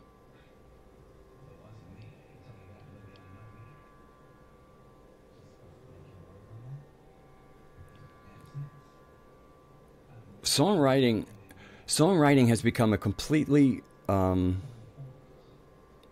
mystical experience for me. The interesting thing is, and there's two ways. One is I kind of prime the pump. Just imagine the old days when the pump was dry, you had to put some water in there to get it going. So sometimes for me to be, come on, where's my inspiration? And then you hear, well, why don't you start the writing and then we'll join you. That's one thing. But lately, it's whenever I think I'm feeling a little tired, or I'm feeling a little buggy. So I go to the bed behind me and I prop up my head a bit, turn off the light behind me, and I close my eyes, I rest, and I connect. Sometimes I connect, sometimes I'm just kind of doing some breathing exercises, and then suddenly I've gotten 2 or 3, 4 lines of a song. I haven't had my head down more than a minute or two, and now I have to turn the light on, grab my pen and pencil, because if I do not write it, I will not remember it, because it didn't arise from me. In other words, when you write your own things, when you're kind of like, it's a mental process, then the chances of you remembering it are high. When you're receiving it, when you're kind of just getting transmissions, the chances of you remembering it are close to zero. And it's very frustrating because it's so in your head, and you're going, how could I possibly forget this? The reason you could forget it because it was never in you to begin with. So there's a certain discipline to being very productive. I know I'm fuzzy. It says right now bad video settings, but at least we're still going. And so I've really learned the discipline. When suddenly it's like, oh my God, I love these words, and then there's another voice. Well, lights on, start writing, and I have to write quickly. And sometimes when I write the lines, the real meat is at like the last 3 words in a line. So the thing is to get the key words, to get the words that are the real wow in that particular line. It's it's been an incredible experience. It really has.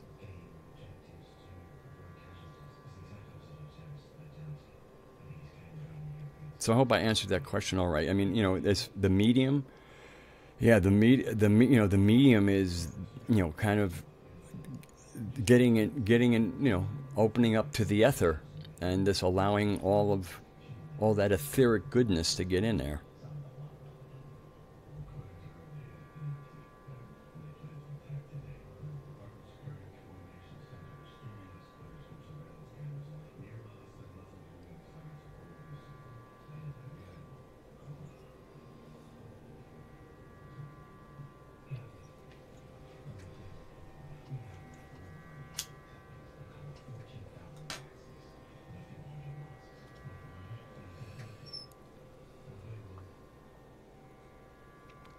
But it really is.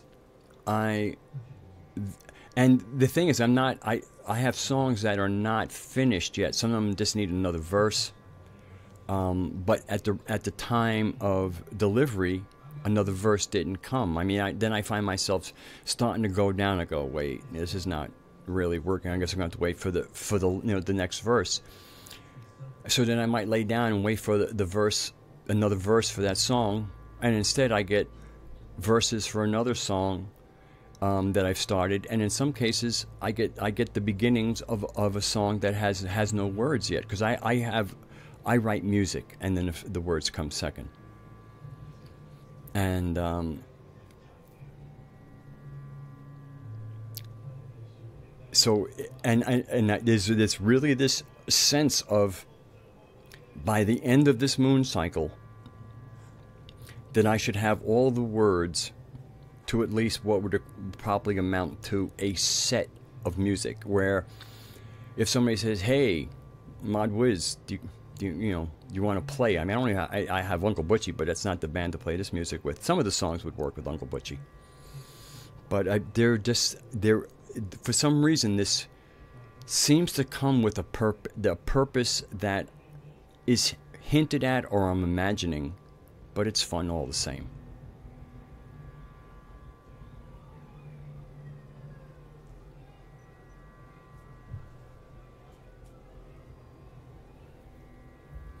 And one of the inspirations for taking a song that is normally a finger-picking kind of sweet song, a minimalist type of thing, got turned into a song that, let's say I went down and visited Joe from Carolina. He has a punk band. That this song that is in its original writing, an acoustic song, now could be, it would start off, I mean, almost like, like a Who song. So it's really, it's a multi-dimensional experience.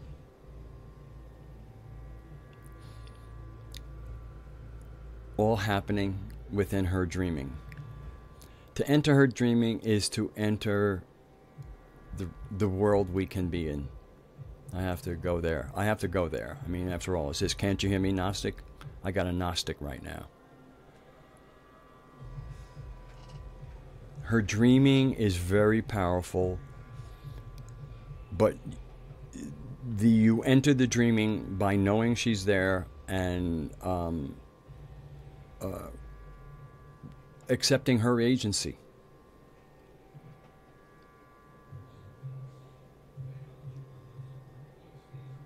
And for some people, it's like, whatever you believe, Mod Wiz works for you.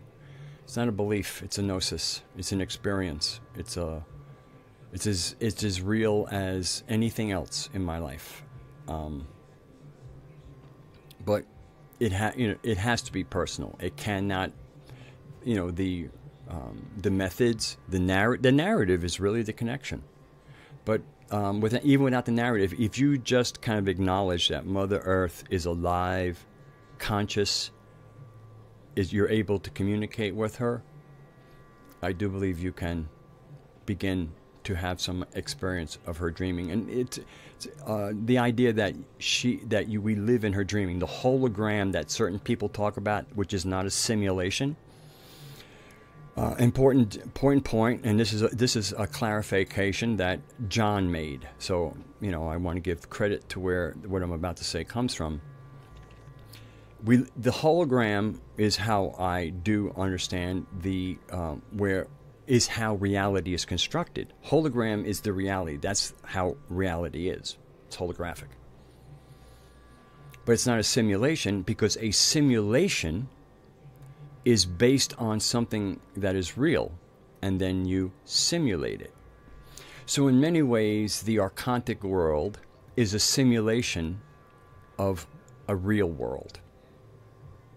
It's a corruption and an attempt to duplicate the natural ways of a natural world, but because of its fiction and falseness and being built on a binary concept, right or wrong, okay, and that's just essence of a binary concept, it has to have a legal structure, it has to have laws, it has to have punishments. Well, the punishments are a little bit tied in with the energy requirements of certain sets of celestial beings.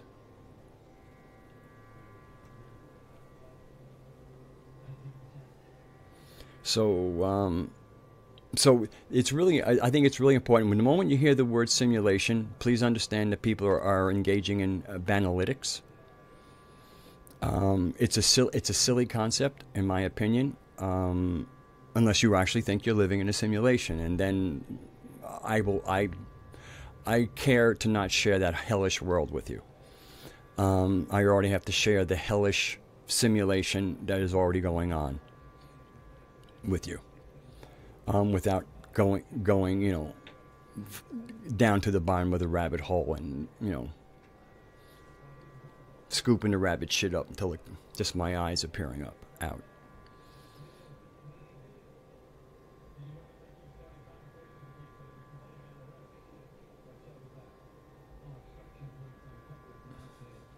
Good stuff going there. I'm going to kick into the live chat. I'm just about done with my Gnosticing. But I know that there are people here who, just feel like, that where I'm at is my belief, and, we're all right. We all can walk our own paths. And I agree about that. But, I think there's certain paths actually have more fruit, that grows along the side of the path. Nice, nutritious, wonderful tasting fruit. And certain paths are more wholesomely magical and playful. And some paths birds don't shit on your head, and snakes don't come out and bite you, and bears don't confront you on the path, unless they're going to teach you something. So we must all follow our own path. I share the path that myself, Fox Dre, Madfinger, the two of the other Gnostics people, I'm sure they're Gnostics. Any other Gnostics, if I missed you, please. I think I didn't see Lady Metal Benz tonight, so I'm not put her in there. But so the whole idea of pursue your own path, but as you walk your path, all I would ask is, how is the fruit on your path? How's the vegetation? Are birds shitting on you? Are animals biting you? Are you running into spider webs? Maybe if that's your idea of a good path, by all means stay on it. But compassion would have some of us say, maybe you want to consider other, there are other paths, and some paths are really, really well laid out. They come with a map, as opposed to many of the paths that come with no map.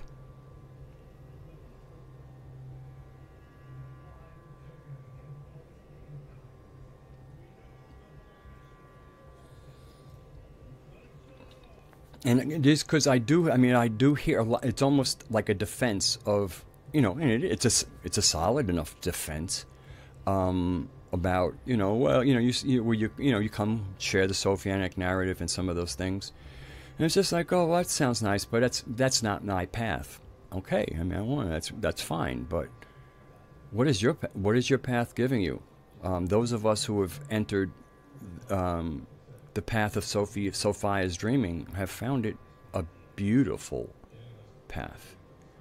And it comes with a map, comes with surprises, because any map, will show you, how the path kind of runs, but it's meant to be explored. And, but the exploration is one of reward. Sometimes challenge, but once the challenge has been met, the whole challenge was in getting to the reward. So, okay, so I'm going to kind of, that was my sharing, leaning towards teaching, but I'm not a teacher. And as far as Gnostic goes, right now, there's only one Gnostic teacher. And once again, right now, John would like other people to be able to teach like he can, but it has to be with the proper syntax. And I think there's going to be some long, just doing it, almost like learning the narrative, like the old storytellers did. You had that one person that you went to the fire and heard the same story over maybe 30 times if it was said once a year. Maybe it was said 8 times a year on the holiday. You heard 8 times a year for 20 years. After 20 years, or maybe after 10 years, if you were called to it, you're finally able to go, hey, if you didn't show up, I could do that. And you have to do it from a consciously competent understanding of it. And so, or else, there will be disturbances in the field.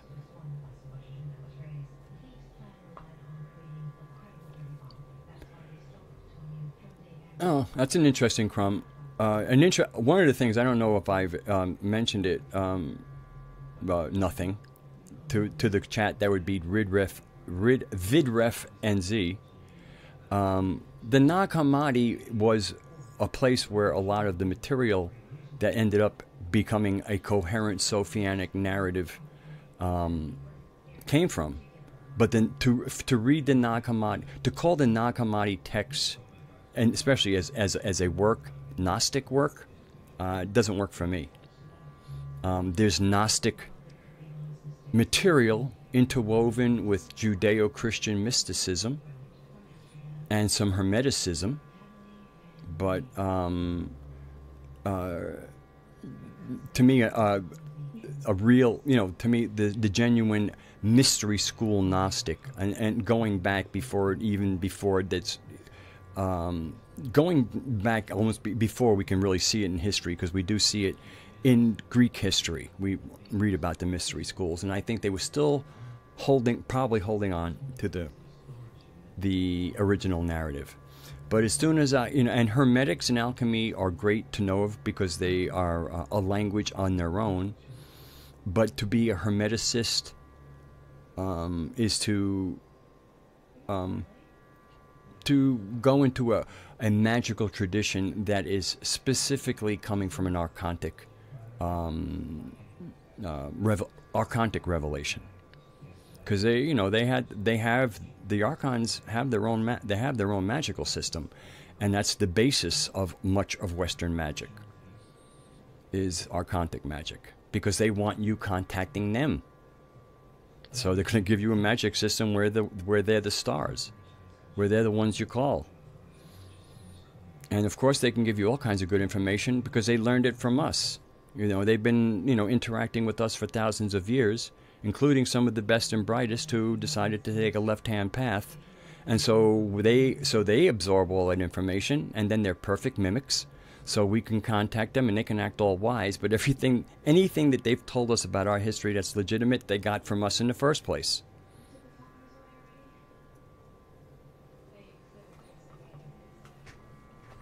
John is a great teacher. He's a great teacher. He pisses a lot of people off. That's part of his greatness. Because you find out, whether or not you're robust. You should be able to wrestle without getting all banged up and crippled.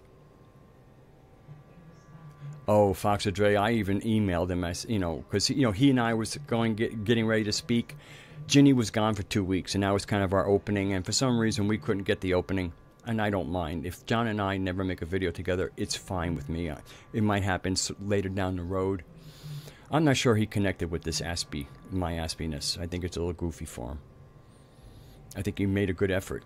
And I don't know that's it, because communications are sparse. They're there. I mean, if I say something and ask for a response, I'll get one. He's very respectful, and he does care about every single one of anybody who's calling him teacher, and is his student. He and you ask him again a proper question. He's great. I have great affection and love for the man.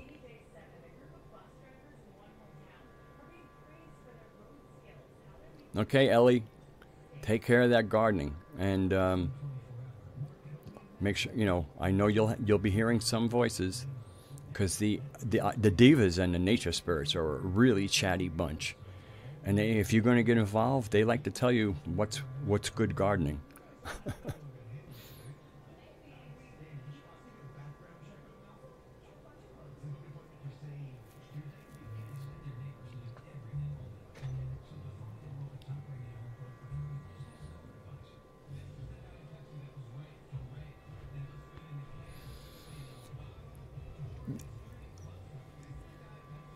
The tales of the various indigenous people do have their what I would call almost tribal gnosis, and some of them are better than others, but they're all connected to the earth, and that's what matters most. And they know how to respect this planet.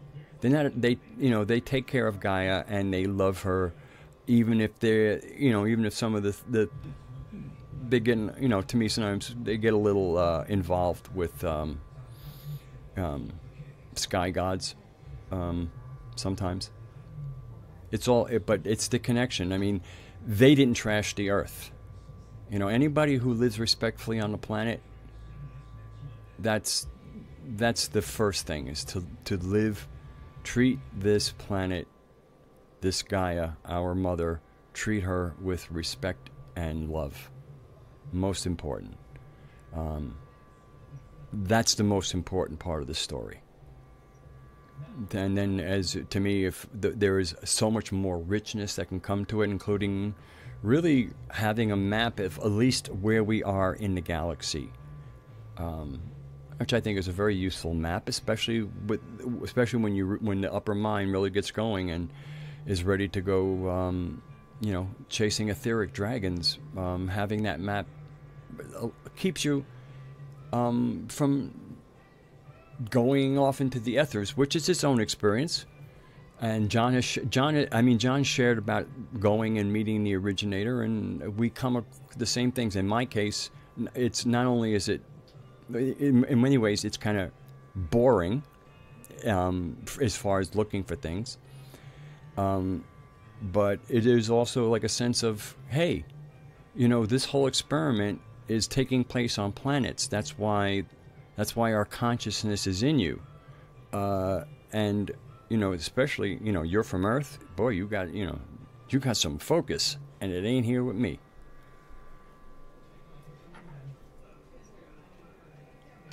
Now get back.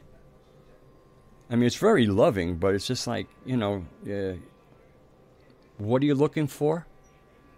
I mean, where, she's got the agency.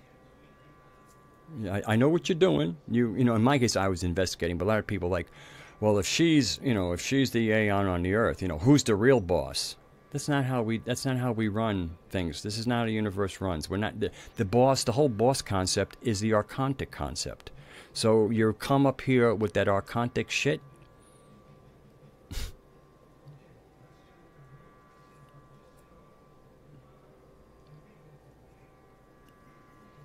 Yeah, that Amita that's not exciting.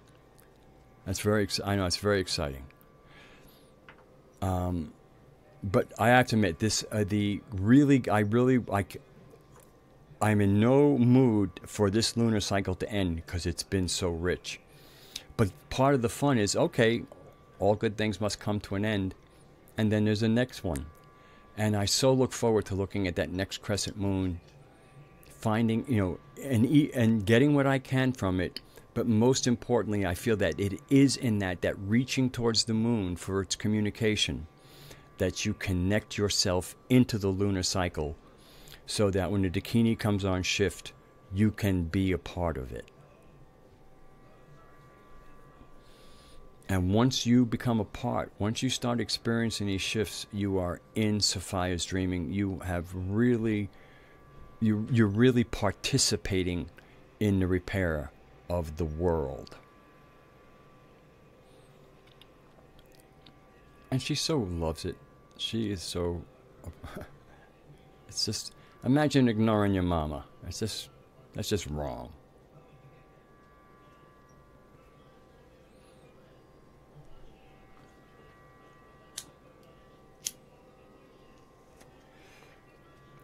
What I'm enjoying, I used to, enjoy new to full moon more than declining moons because I sometimes just feel like an energy lag. This is the first lunar cycle where it's just the lunar cycle itself, and it does have its peaks, its crescendos, and it's, winding down, but it's almost like a musical piece.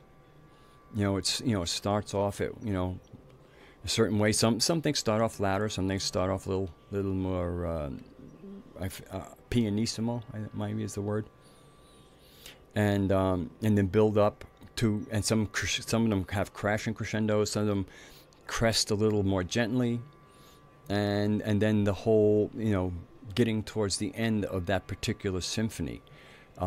These lunar cycles are like experiencing a symphony, and each one has its own theme. And so I now know I don't quite have the experience of like, oh, this part is better than that part. Each part is beautiful as the next. And I never experienced moons like I did this last lunar cycle because I joined into it by going out, observing, asking who's on shift, finding out who's on shift, speaking to who's on shift, and then like saying, okay, let's do this shift together. I mean, you have your agency, I got hands and creative mind. This sounds like let's build this team.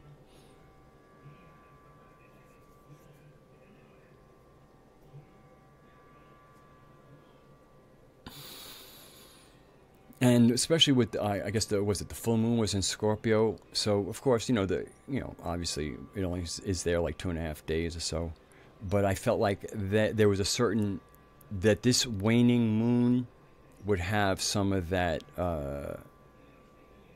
the death part of or the breaking down part of Scorpio for cleansing and rebirthing. And I see really very clear signs of certain people getting greater clarity, certain people getting crazier, and certain people kind of sitting in a certain thoughtful quiet where they've almost been stunned into a quietude, where in many ways the death is the death of that monkey mind, where they're almost able to kind of like just almost sit in a certain amount of quiet silence, call it what you will. And death of the monkey mind is a beautiful thing.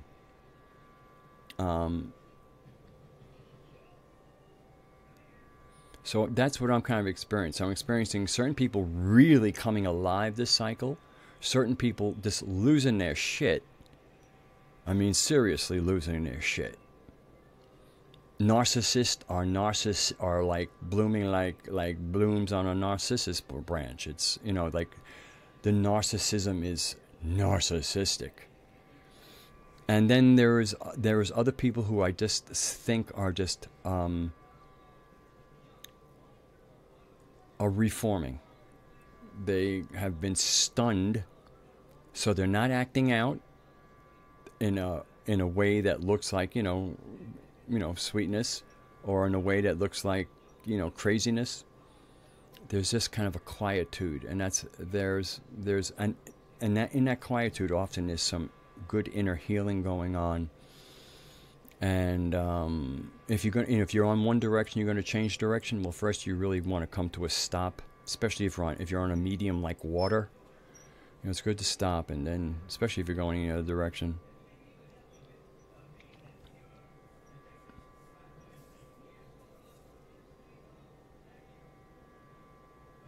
Oh yeah, DC is quite a show.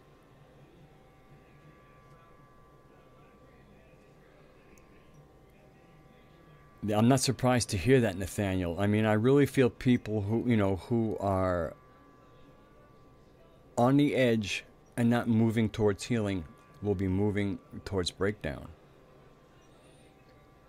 Somebody said something very wild. I mean, it might have been, I don't know, it was something like that suicides might increase. Like exponentially. That was a shocking thing too. I mean, what was particularly shocking, because when they said it, I went like, "Ooh, that feels like it has some legs on it." Wow. Because that, depending, if it happens in families, that's grieving. But as I kind of wrote, and I shared it with Raksha, and I wrote it in the One Truth Forum, that what's coming up in May, especially I believe from now. I mean, May is like the fires of Beltane month, and there's that, even if you're like in a good place, very connected, you're in a certain graceful position, and therefore a lot of the turbulence isn't personally affecting you. Even in the most peaceful place, if suddenly there are people dropping like flies around you, suicides and stuff like that, it's kind of the equivalent of being, even though you're not being executed, you have to watch it. Ouch. So, and we're just getting started in May. So, brace yourself. I think May is going to be a very fiery month. A cleansing fire. Like I said, if you're one of the ones who's on the sidelines watching other people get toasted, it's, it won't be pleasant. More pleasant than getting toasted, but still not pleasant.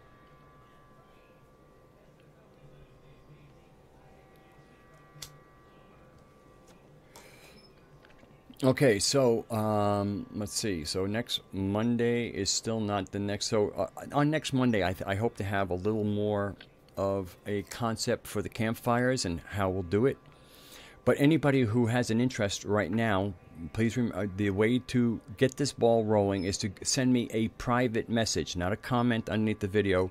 You have to go to where the videos are presented on the upper right hand. There are different tabs. One of them says About. You click on About. There are then two very small icons in the upper right hand side. One is to report a video. That means you don't like what I said. And the other one is to send me a private message that only I can read. And there we can begin a dialogue, exchange emails, and kind of get like a little, like this campfire mailing list together where I can send out invites.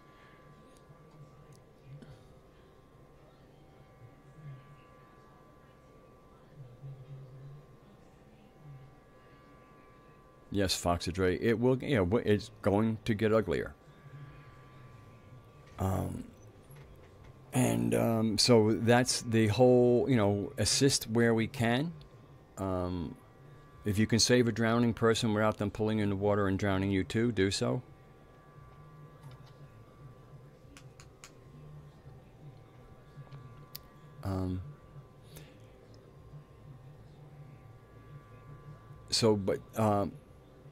this is a good time to connect. Wherever you think your spirit arises from and your consciousness arises from, plug in. Because being plugged in is important. And, of course, as a Gnostic, Gaia, Sophia, that's the socket you want. If you don't think it's your socket, don't plug in.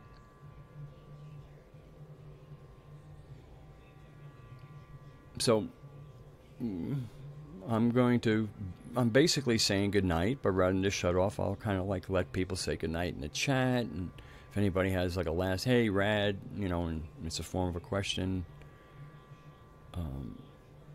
I'd be more than happy to address it. But we're going to, we probably don't have more than another 5 minutes here.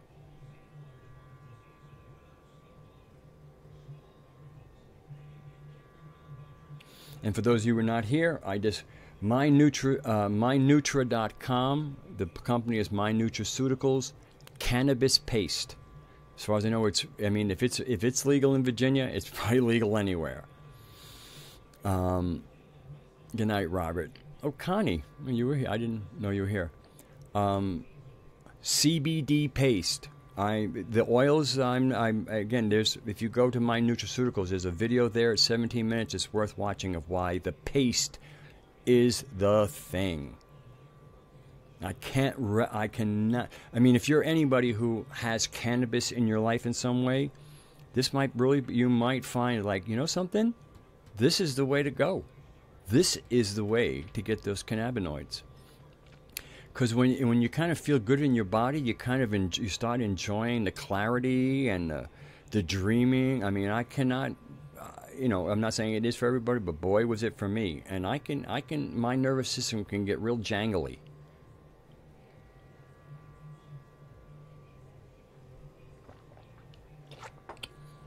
But now that instead of jangly, I hear pleasant bells ringing.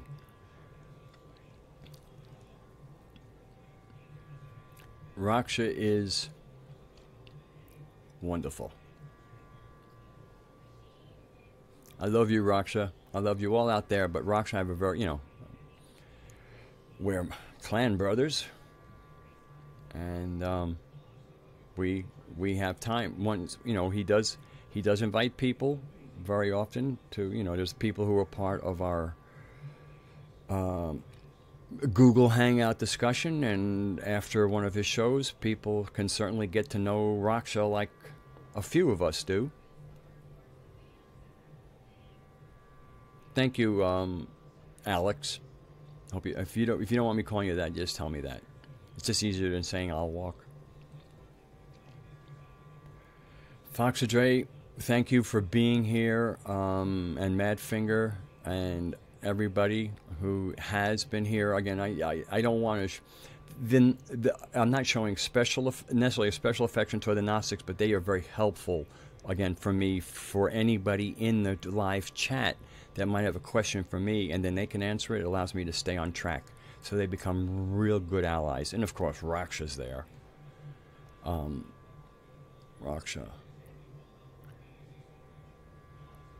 So let's see. Oh, wow.